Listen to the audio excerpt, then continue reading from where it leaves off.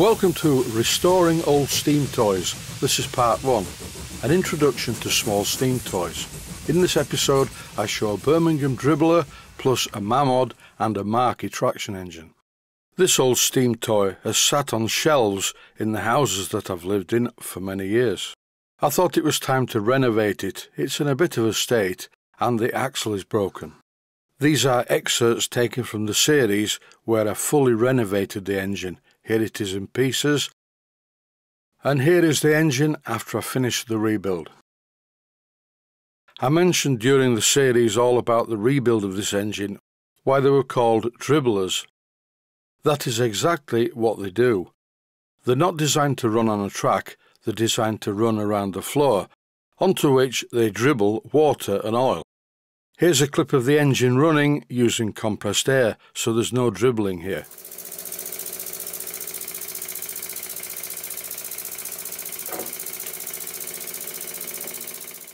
The engine is surprisingly powerful and shoots down the bench with very little provocation. When my friend James comes to visit later on this month, we're going to steam it. In England, this is the industry standard. It is a Mamod traction engine. Really though, it should be pronounced Maymod, as it's a mixture of the word Malins, the manufacturer's name, and mod, meaning model. Mechanically, these are really horrible things. I must admit I never liked them when I was a child, because the axle gets very hot as it goes through the fire, you burn your fingers on the wheels, and I could go on, but I won't, because really they are a success story, and there are still a large quantity of these in full working order around the world. Here is an excerpt from the series when I was renovating one of these. You may find it interesting. What can I say about Mamod traction engines? Well, not much really.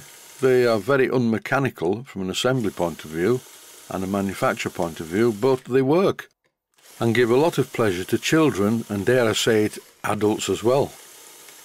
The copper rivets were more difficult to drill out. I had to revert to the chisel.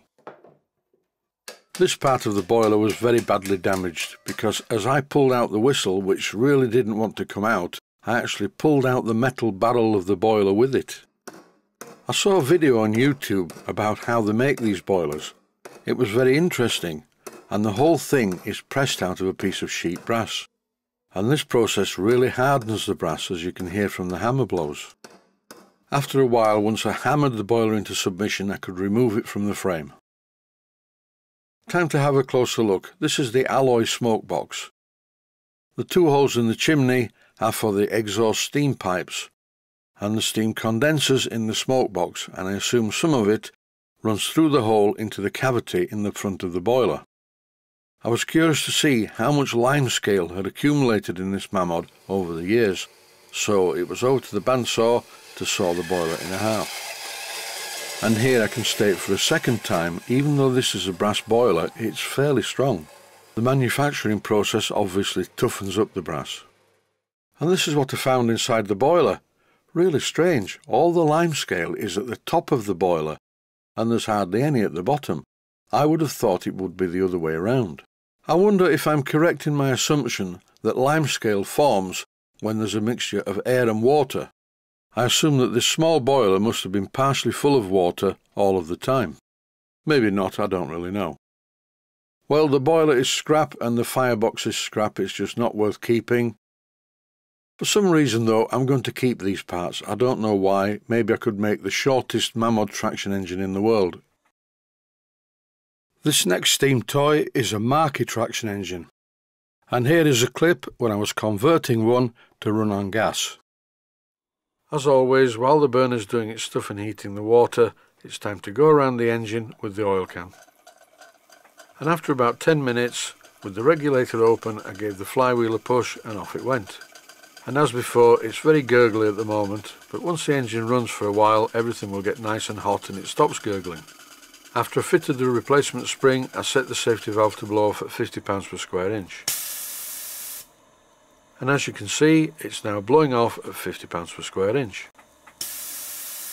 The last spring wouldn't have done this. It would probably have blown off at about 300 pounds per square inch, probably blowing up the boiler in the process. I cannot stress enough how important it is with model steam engines, even small ones like this, to make sure that the safety valve blows off at the correct pressure. Even though I would classify this engine as a bit of a steam toy, it could do a lot of damage to the operator if the boiler was to explode. So please heed my warning and always be very careful where pressure vessels are concerned. I'd also like to make one important point about the gas burners like this one that's used in the engine. This is a Bix burner and it's very easy to cremate them if they get too hot. So once you've raised a bit of steam, turn the burner right down. You don't need a lot of gas to keep this thing going, so it's a good idea just to keep the burner turned right down. If you overheat the burner, first of all it will make a popping sound that gives you a clue that it's overheating, followed by a roaring sound, which means that the burner is cremating the piece of ceramic on top of it.